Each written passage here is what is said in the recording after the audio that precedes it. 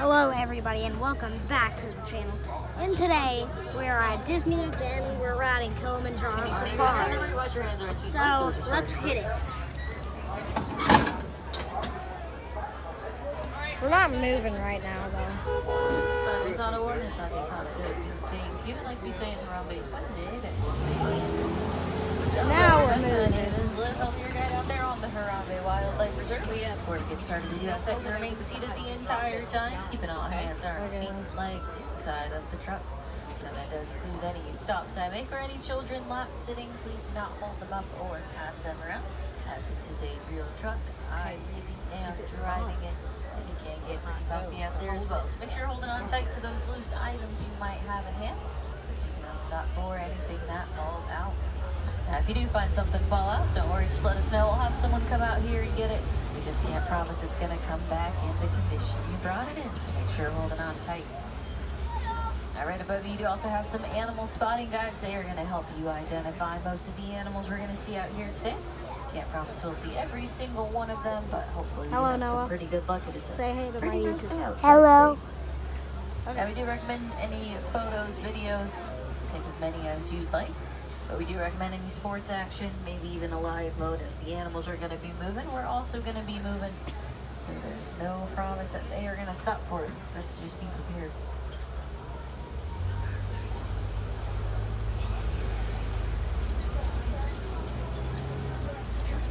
Alright guys. It looks like we are up next to head right on out of the into the reserve. I'm not going to talk a lot so that you guys can focus on the animals. We're just going to wait for that last song clear, then we'll make our way into our first stop here today. That is going to be the Little Laturi Forest. Now, in the forest, we do have a couple of animals who are pretty good at hiding. They like to use their surroundings to help kind of blend in. So we'll keep an eye out for any. There's a lot of coverage here in the forest, so they are going to use it to their advantage. So we'll see who will find.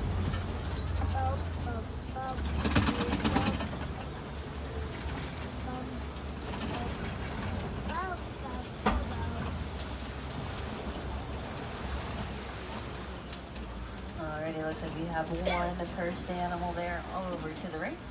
On that hill, you're going to see the okapi. The okapi, it does look like it's wearing some zebra bands, so a lot of people think they are related to the zebra. No, do you see it? Now, they have no relation to them whatsoever. They are going to be the closest known relative to the giraffe.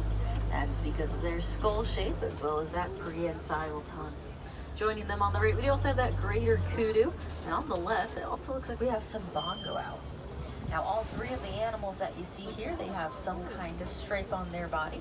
They use those stripes to help blend into their surroundings. So any of the bamboo that you see here, any of the tree branches, it's just going to help them kind of blend in a little bit. Look. Because a lot of the animals in the forest, they do use camouflage as a mechanism of defense. That is also true for some animals we might see over here.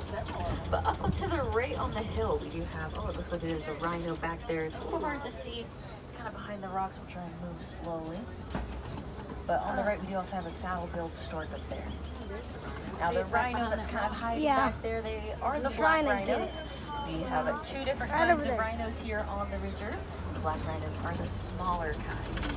Now, they will only reach around 3,000 pounds. They are very solitary, so they are usually just off on their own. They don't really like to share their personal space with anyone.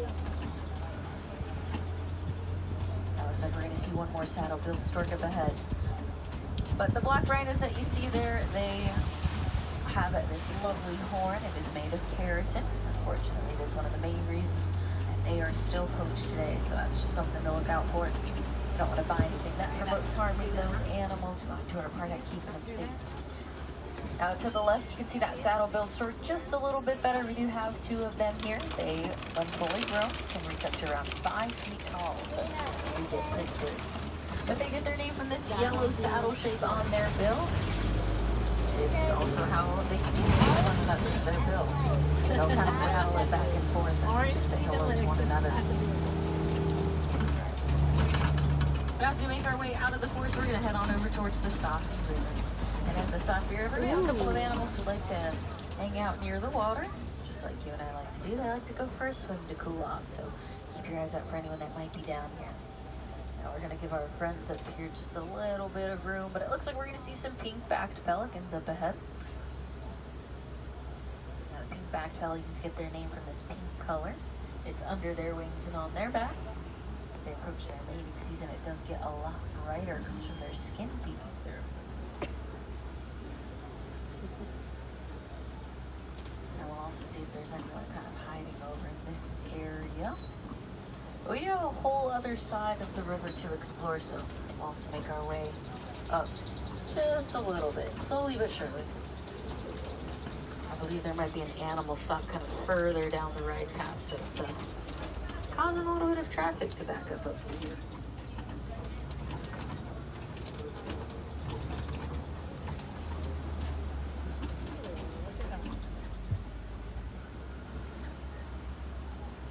Now these pelicans, they are also what we call colonial or communal nesters.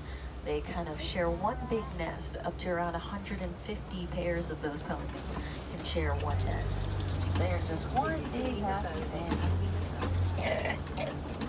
But as we head on over towards this side here, we're gonna keep an eye out for some of those larger animals. We do have some Nile hippopotamus who like to hang out here in the water. And they do also like to hang out over at the Gorilla Falls Trail. So if we don't get to see any out here, you are still able to see them through an underwater viewing area. They do have a hippo pool over at that trail.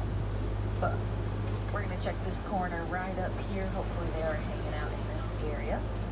They do like to spend most of their time in the water, kind of submerged down there. They're gonna reach around 5,500 pounds. So when moving around, they're gonna kind of sink to the bottom of the river. And they're gonna walk along. We have some that are sleeping up here. Once we are able to turn the corner a little bit, I should be able to see them down to the left a little bit better. They are sleeping out on the bank. It is a little bit cooler out today, so they're not going for a swim. They're just kind of hanging out. I want to do that right now. I think you're old now. So you should be able to get a little glimpse. Oh yeah. There's hippos, guys. There's some hippos. Now as we move up just a little bit, we're going to wait for our friends to finish heading over this bridge, and then we'll make our way over to say hello to some of their neighbors. Ooh, crocodile. Right below us, we're going to see some Nile crocodiles. Looks like a lot of them are hanging out. Guys, comment down below what's your favorite animal. They will reach around 16 to 18 feet in. Just kind of like you see some doing there. They do like to hang out here when their mouths wide open. That is how they keep cool. Or one of the ways they keep cool. They also like to just go for a swim. But they don't have any sweat glands like you and I do. So in order to release that body heat, they just have to release it through their mouths like a vent. Their jaws, they are incredibly strong though. A single bite is able to crush just about anything and everything. Now they can also be very gentle, very caring parents. Sometimes they will roll their eggs back and forth in their mouth. That's how they help nurture the egg. But as we head up around this corner, we're gonna make our way down into the largest ecosystem here. And you guys might recognize a lot more animals out here in the savannah. The savannah does cover the majority of our reserve, so also don't worry if you don't see too many animals right away. We do have a lot of ground to cover. Animals might be spread out here and there. We're just gonna wait for our friends to finish headed down the overlook. Now from up here on the overlook, you're able to see that the savannah has a lot of open space. A lot of the animals out here, they tend to be a little bit larger, and they also tend to rely on speed. So of course they need that extra room to roam around. They don't want to get caught on anything. They don't want to trip over anything. They just want to roam around.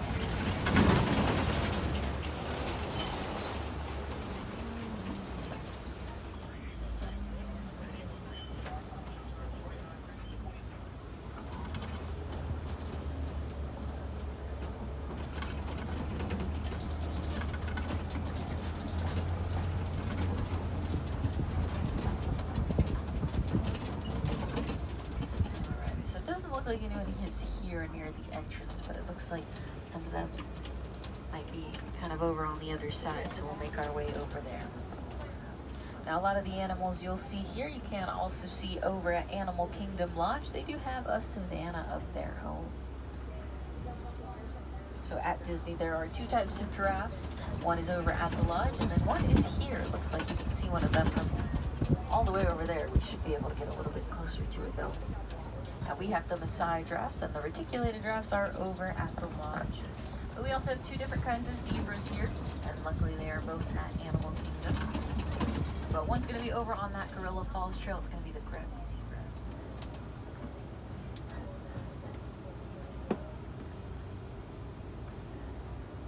Alright guys, that is it for this part. I'll play a part 2 right after this video. So peace, like, and subscribe. Bye.